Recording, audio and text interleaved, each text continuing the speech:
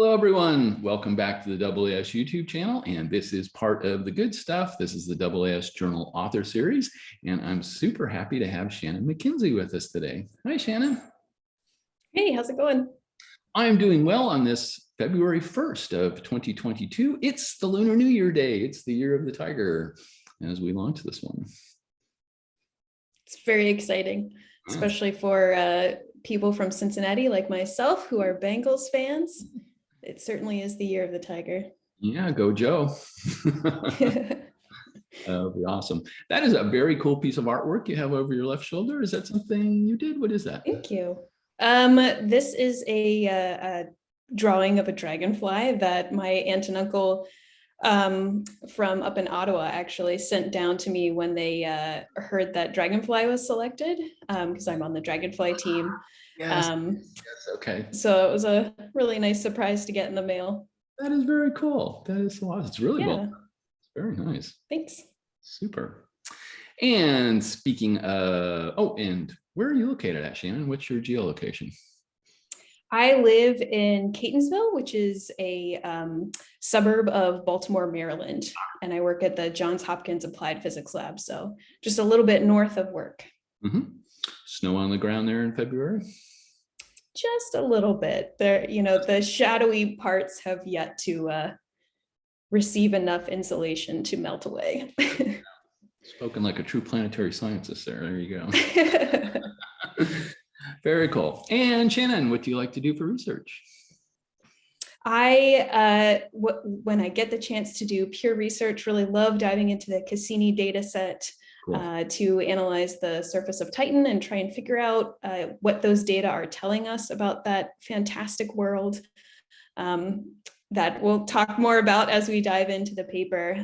But there's just so many really fantastic data sets from the Cassini mission. There's the VIS camera, ISS, there's the infrared spectrometer, VIMS, and then there's of course the radar, which gave us like the highest resolution, but in limited places. So it's such a rich data set, really fun to play around with to try and figure out what's happening on Titan. Nice. Very cool. And that is going to bring us to this very lovely PSJ article. Titan, Earthlike on the outside, ocean world on the inside. And Shannon, take us away. Well, I have to thank all of my co-authors. This was really a community effort and a labor of love to put out there in advance of the decadal survey, the 2023 to 2032 decadal survey, the one that's coming up. Mm-hmm. There was a call for white papers, and we, as a Titan community, thought it was really important to elucidate the status of knowledge on Titan. Yep. As we'll talk about as we get into the different sections of the paper, Titan is a really phenomenal world that lends itself to all different realms of science. And so that co-author list is pretty long. It could have been even longer, given the richness of our Titan community and how many people are actively contributing and doing some really great science. Awesome. And they were kind enough to let me keep my tongue-in-cheek title from the white paper for the PSJ article. It's catchy. Very cool. All right. On we go. Right. So coming out of the 2012, the previous decadal survey, Visions and Voyages, a flagship mission to Titan was studied as part of that decadal survey. And it was this behemoth of a flagship. I mean, if this thing had flown, it would have been phenomenal. There was an orbiter, there was a Montgolfier component, there was a landed component. And, if you're unfamiliar with Titan, you might think, oh my gosh, why send all of those resources to one body? But Titan's a really complicated place. And one might argue you need all of those different kinds of investigations to really get at all of the outstanding questions at Titan. But at the time, the decadal survey Visions and Voyages did not select that flagship as, or did not rank it as the highest priority. And that came down to, if you scroll down a little bit, that came really down to not like science worth, but technological readiness. So since that time, since the Visions and Voyages came out and the decade unfolded, we had a lot of technological advancements. There were also science advancements. Cassini was going strong up until September of 2017. And so we were learning new things about Titan basically every day. And we also had an interesting X factor, which was some congressional inertia to explore ocean worlds. And all of those things together culminated in Titan being added along with Enceladus as targets on the New Frontiers 4 list. Cool. So there's a list of potential targets that one can propose to when proposing a New Frontiers mission, which is the medium class mission for NASA missions. And that really changed the game in terms of thinking about what we need to do at Titan next, because the Dragonfly mission was ultimately selected in New Frontiers 4. We'll get to what Dragonfly is later in the paper and its scope of challenges, or scope of science that it wants to address. But that leaves us then asking, as Dragonfly was just recently selected, and we're kicking off and starting the design, but also starting a new decade of science under the purview of a new decadal survey.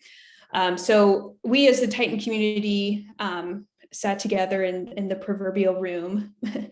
I wish we were actually in the same room, but and to talk about, okay, where are we at? What do we know about Titan now? What have we learned since the last decadal survey? What does Titan exploration look like in the context of Dragonfly being selected?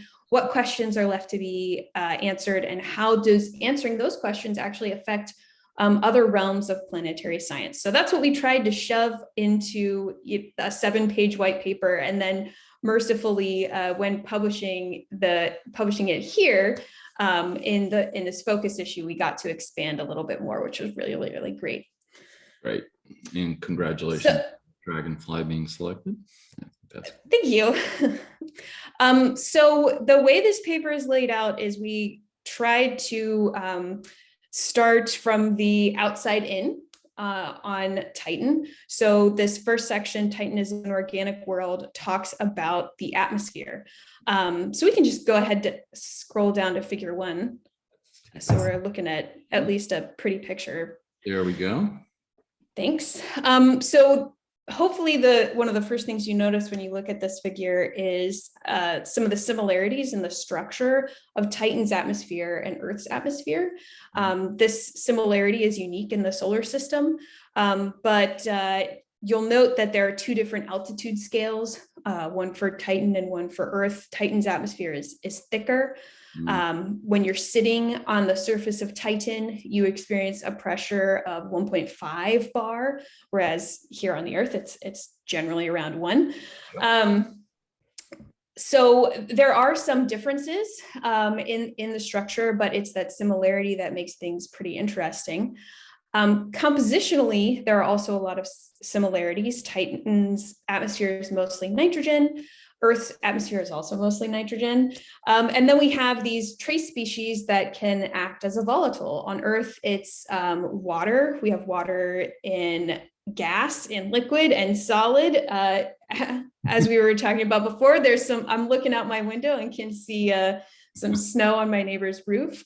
On Titan, there's something very similar happening, a hydrological cycle, but instead of water, what we have on Titan is liquid hydrocarbons, primarily liquid methane.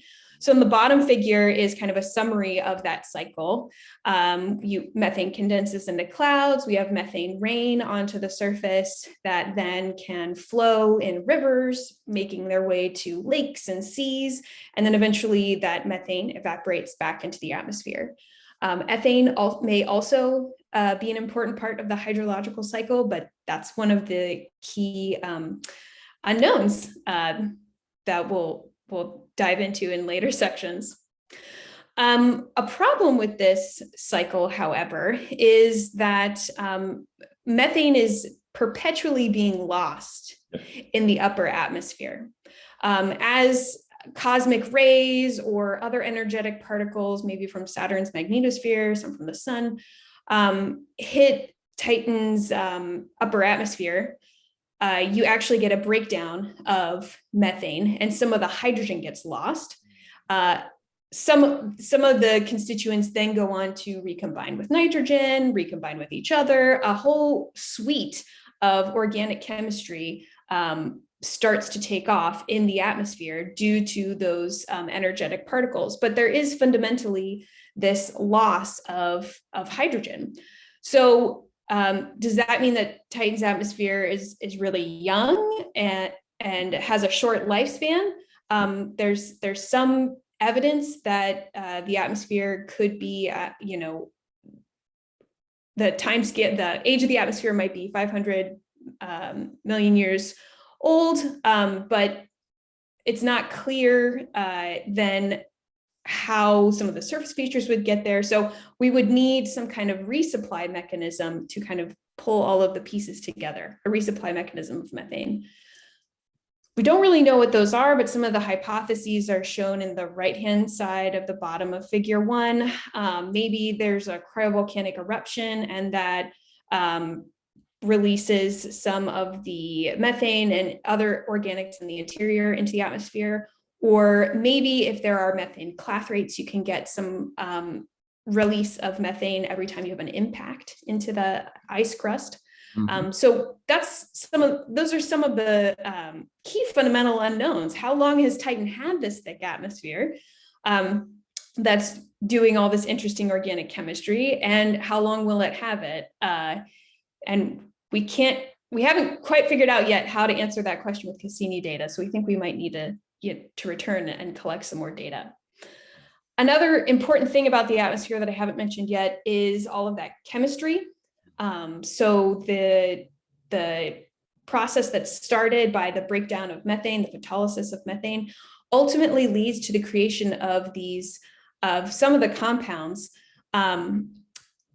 as simple as benzene and acetylene, to all the way to species that are so complex that we actually couldn't determine their composition with Cassini, but through this clever indirect way, we were able to detect their presence. And they are the size in terms of, number of carbons as proteins here on the Earth. I'm not saying that there are proteins on Titan, just something as big. So there's a really interesting atmospherical phenomena happening on Titan with the hydrological cycle, but also all these chemical phenomena creating these interesting organics, and then they eventually fall down onto the surface. So let's talk about the surface and move on to the next section. Okay. Ocean worlds. There we go. Oh, right. So in the paper, we talk about the relevance of studying any of these particular realms of Titan and how that is relevant to the study of other worlds. So we know that there are a spectrum of different kinds of atmospheres just within our own solar system. And then it goes, even beyond that when we start to think about things like exoplanets. Titan's kind of in this sweet spot where it's a little thicker than the Earth, but certainly not as thick as Venus, and a heck of a lot colder than Venus. So there are interesting parallels that you can draw when looking at the just atmospheric dynamics of Titan compared to these other worlds. And then when you throw in the chemistry aspect, thinking about the haze and how that might evolve has implications for what we think may have happened on early Earth, where there might have also been these hazes that were produced by photolytic chemistry and then perhaps even seeded the primordial soup, if you will. So there's a lot that can be learned from Titan and applied to other worlds with atmospheres. Great. All right, so if we scroll down to the next section, we can talk about one of my favorite aspects of Titan. Titan is an active hydrological and sedimentary world. Nowhere else in the solar system do we really talk about active hydrology like Earth's, other than on Titan. There are lakes and seas on the surface of Titan. In fact, let's go ahead and just jump down to figure 2, because, or 3, whatever we're on now. 3. Yeah, let's look at some pretty pictures of Titan and the Earth.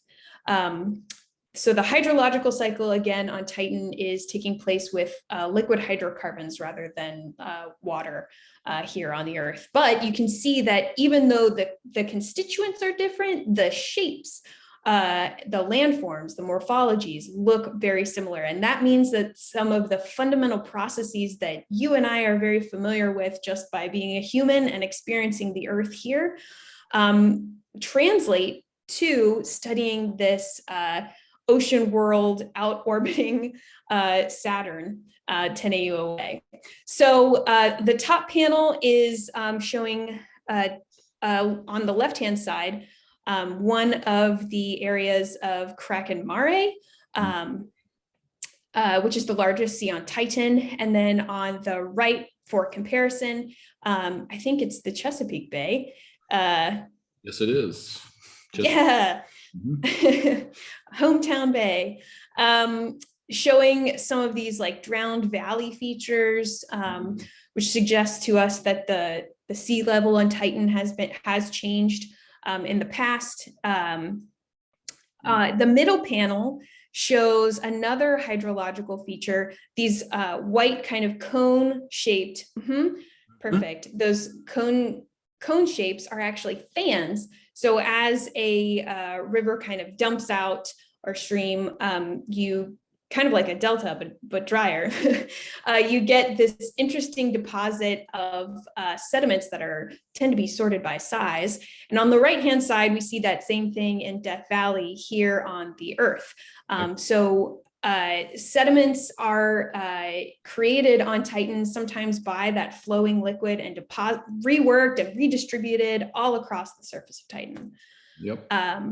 On the drier scale of things, if we move down to panels E and F, the dark lines, the linear features that you see, are the sand dunes on Titan, and in panel F are sand dunes on the Earth. Those are also the dark lines.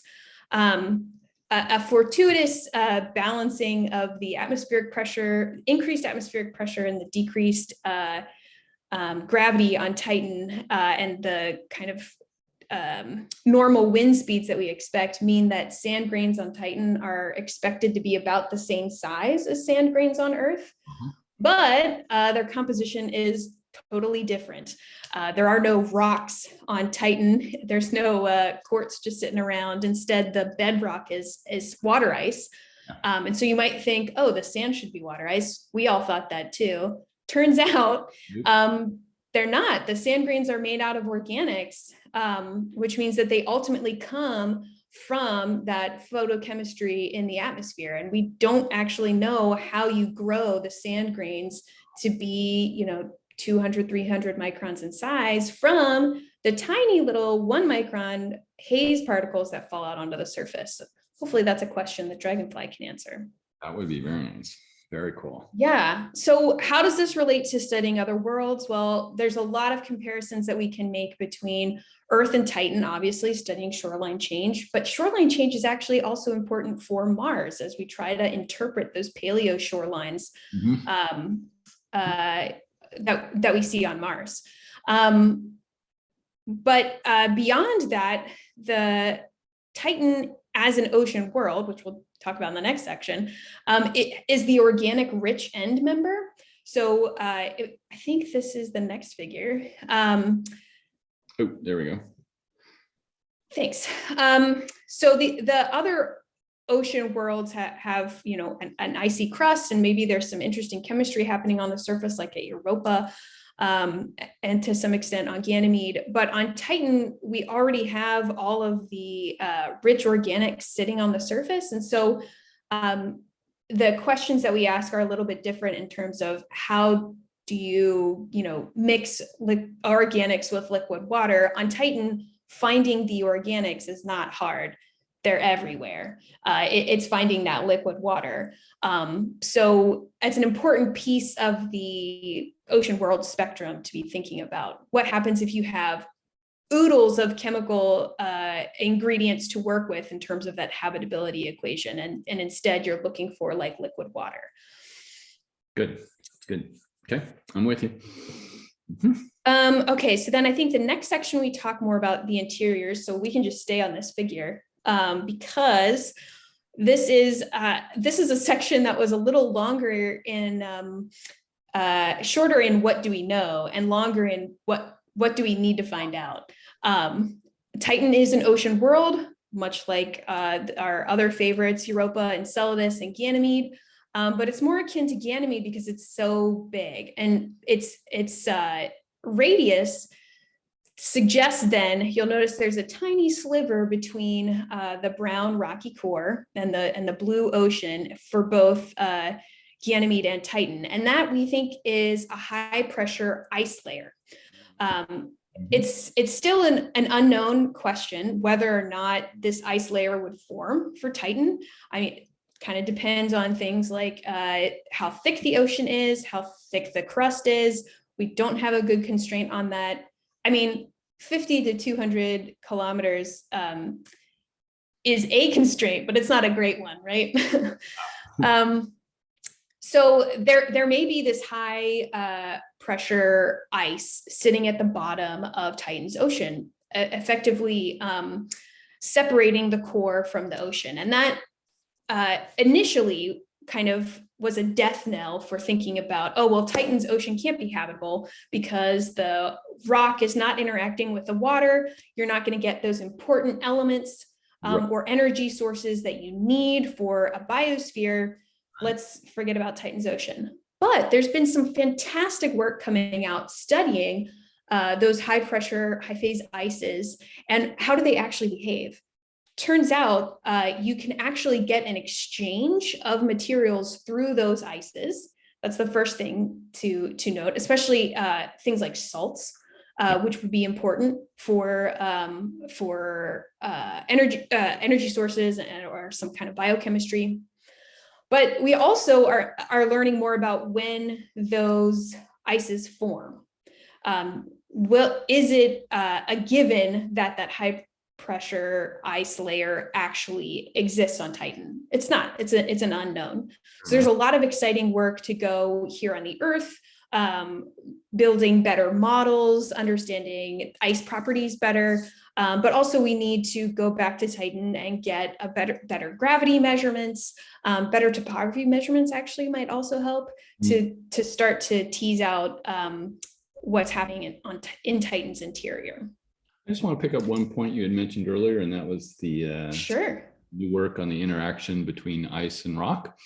And these are laboratory astrophysics results? Sorry, my headphones cut out for a second. They are what results? These are laboratory astrophysics results. So people are going in the lab, putting ice on rock and doing it. Yeah, so Baptiste Journeau is a colleague, a friend of mine. For example, he takes ice or forms ice at these high pressures using things like diamond anvils and studies what's happening to them. And then you can, with certain like fundamental thermodynamic parameters, you can then figure out and model what's going to happen at other temperatures and pressures as well. Cool. Okay, thanks. Yeah. So studying the interior of Titan is, of course, important for this, spectrum of ocean worlds, and putting the context of, like, let's say we actually went to Enceladus and found that by sampling the plume that it was inhabited. How likely is then, I know that would be very exciting. How likely are ocean worlds like Ganymede and Titan, which are so much bigger, how likely are they to be habitable? Well, I think that's going to require understanding things like the composition of Titan's ocean, how often it's in contact with the core, all of those really kind of fundamental things.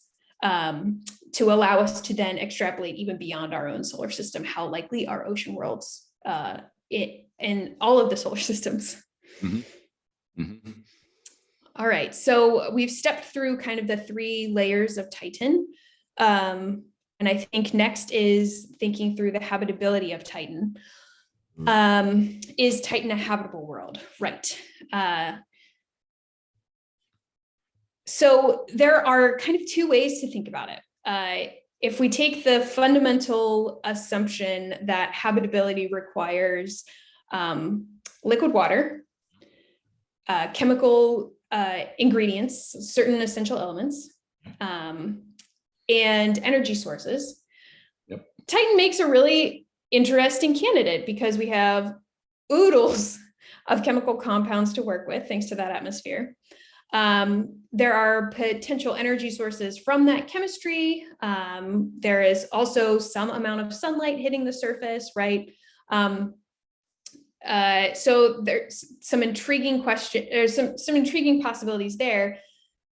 The liquid water is actually the kind of the hard part because it's all under that ice crust, maybe 50 to 200 kilometers thick.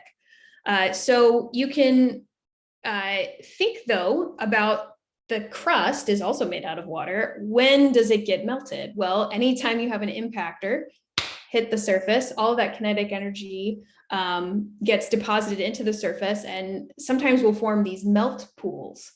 And the organics are just so covering the surface of Titan that it's kind of hard to imagine a scenario where you would have an impactor melt some of the crust and not interact with a single organic.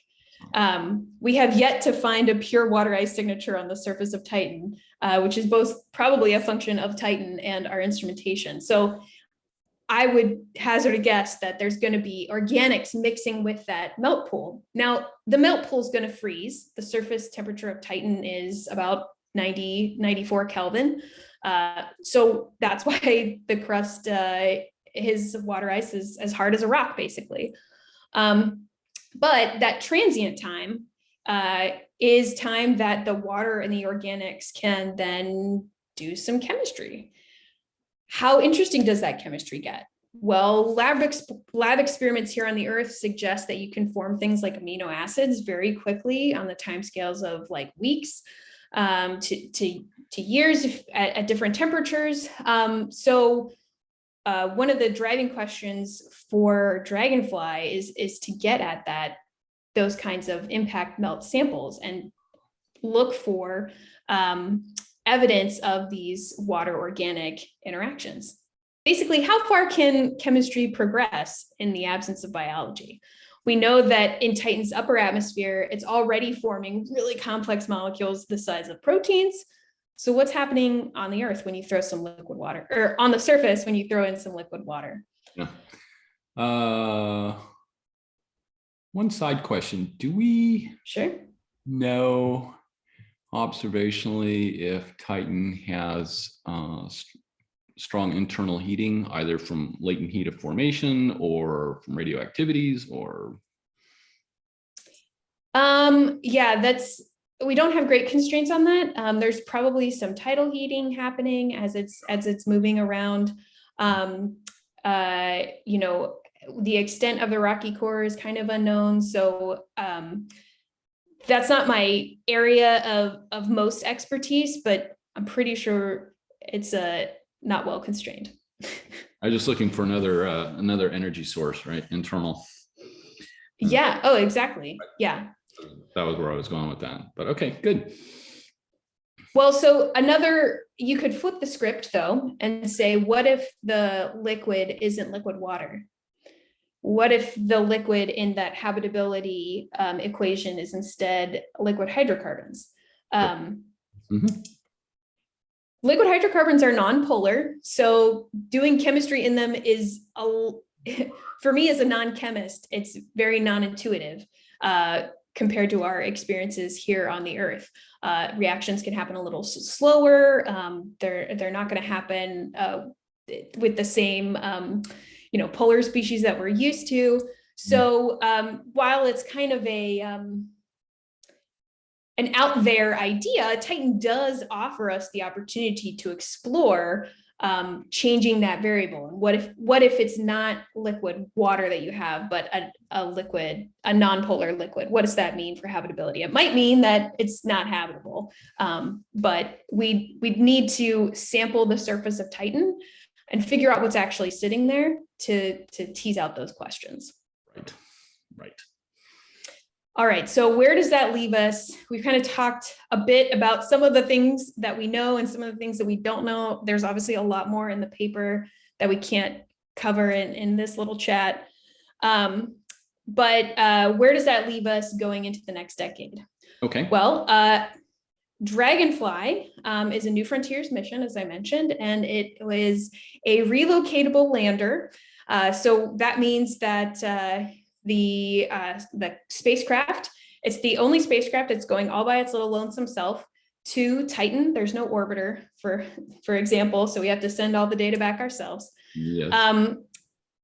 So Dragonfly is going to go to Titan, land on the surface under its own power, and then interrogate the surface. And it's going to answer some fundamental questions that we have about Titan. I mentioned the spectrometer as one of the really awesome data sets from Cassini, the infrared and visible mapping spectrometer, VIMS. I did my PhD thesis with those data, and I was studying a particular spectral unit. So some stuff on the surface that had the same colors, if you will. And the fundamental question was, what is this stuff? And fundamentally, I was unable to give you a specific answer, right? I'm not able to tell you, oh, it's benzene, or it's acetylene, or it's a benzene ethane co-crystal. I can't tell you that answer with the data that we have. Okay. We fundamentally do not know what is sitting on the surface of Titan. We have some really great intuition, thanks to what we know is happening in the upper atmosphere, because eventually all that stuff is going to fall down onto the surface. But beyond that, we don't know. And so answering these questions about, how does the sand get made? How does it blow around? Where did it come from? Where is it going? All of these things depend upon knowing what the composition of the surface is. And so that's one of the key drivers for Dragonfly. Cool. Getting that library of compounds that are sitting on the surface is going to allow us to not only answer all of those kind of geological questions that have been,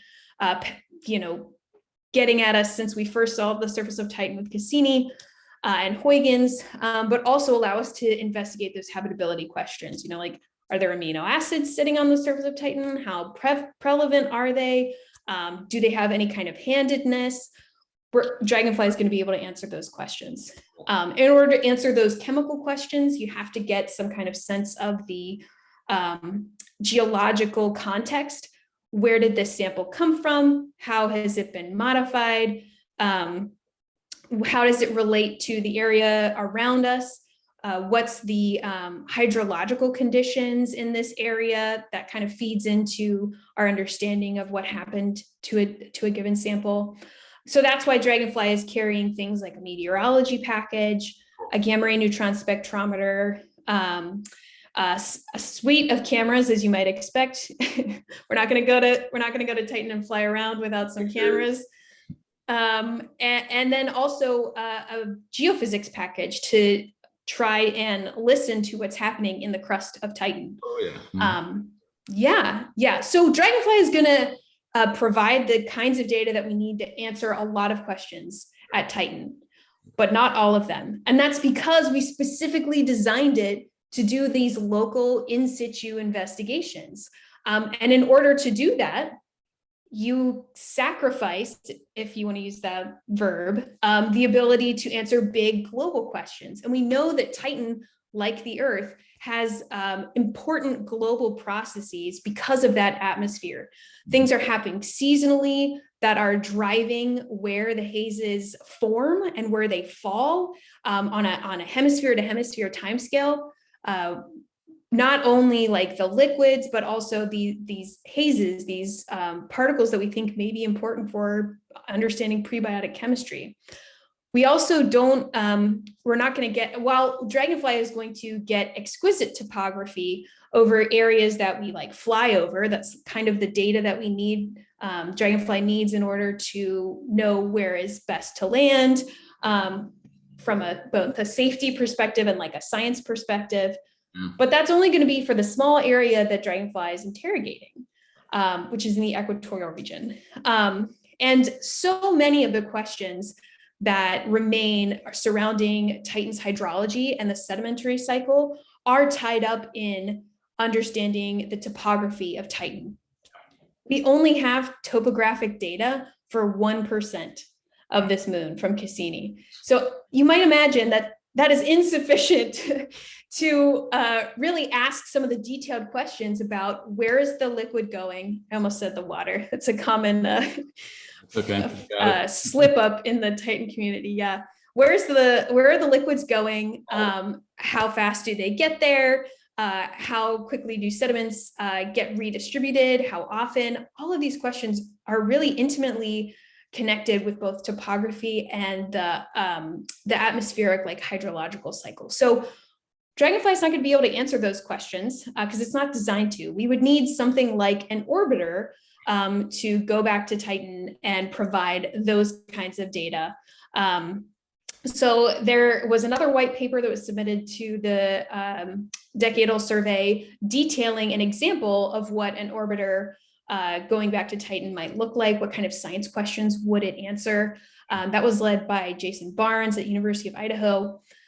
The important thing from that paper to note is that you don't have to do a flagship, we think, in order to do this kind of orbiter science. You could, I mean, you can always do more science with more dollars. Yeah. But we think it's an important way to, going back to the beginning of our conversations, that, big overarching study that looked at all of these different kinds of ways that you could return to Titan with like a balloon and a lander and an orbiter. So what we're kind of suggesting is that one way to continue returning to Titan in the coming decade and really make the most out of the Dragonfly science is to send something like an orbiter, say. Of course, you could imagine other things like a boat or a submarine, or there was an interesting study showing these shape-changing bots, because we don't know what the surface of Titan is. And so designing how you might land there kind of requires some Transformers. Yeah, exactly. Some creativity. So there are so many options of how to return to Titan to answer some of these fundamental questions. You got me on one word here. Montgolfiere. What is that?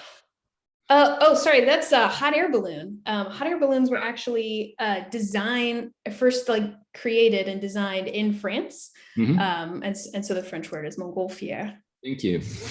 Yeah. Got it. I have been educated. Thank you.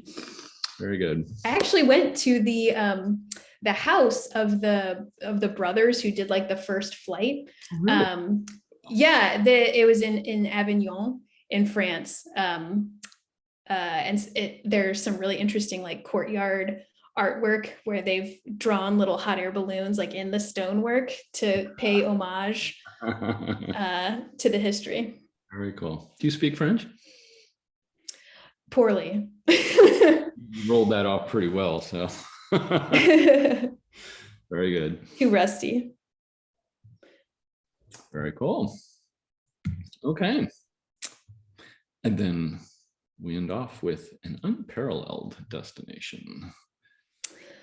Yeah, so that section really just wraps up what I was mentioning before, that there are a multitude of ways one could imagine going back to Titan.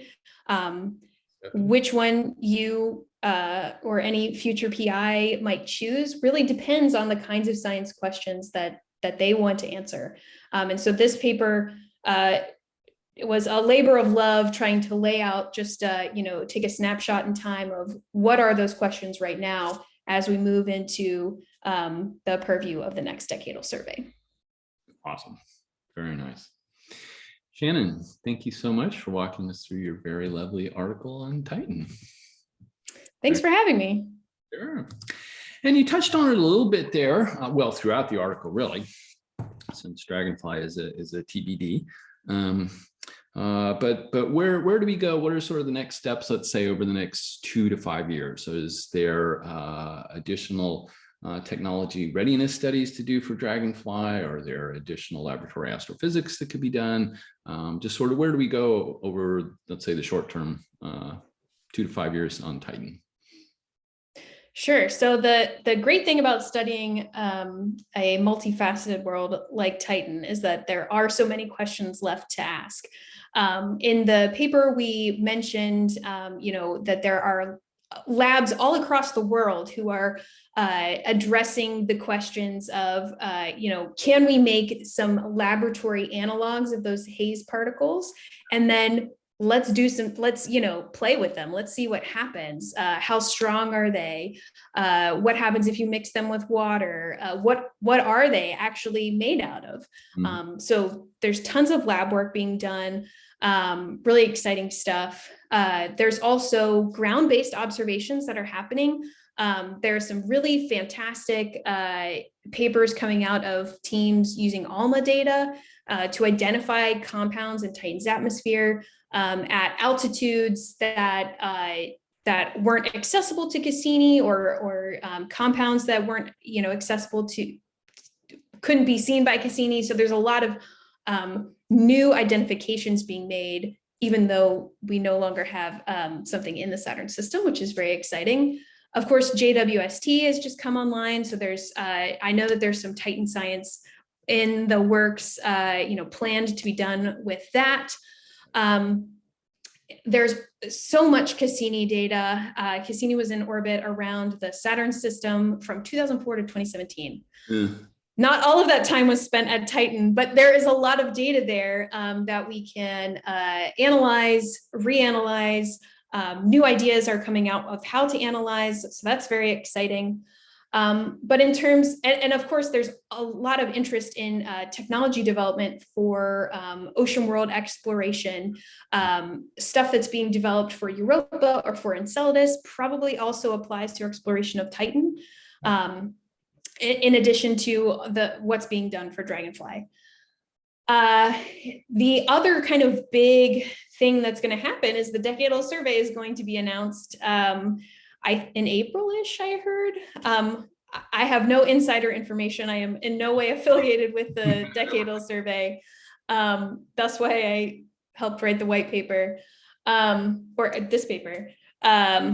So we'll wait and see what the panel has recommended to NASA in terms of what are the science priorities, what are the mission priorities. That is probably going to be the biggest driver in terms of what's actually possible for missions to Titan in the next decade. Awesome. Very cool. Very cool. Well, I'll cross my fingers for you on the decadal survey coming out. Hope things work out. Thanks. But either way, it's going to be an exciting coming decade on Titan. It'd be great. Absolutely. Dragonfly will be launching in the late 2020s, arriving in the early 2030s. So it's going to be a very painful wait, but well worth it, I think.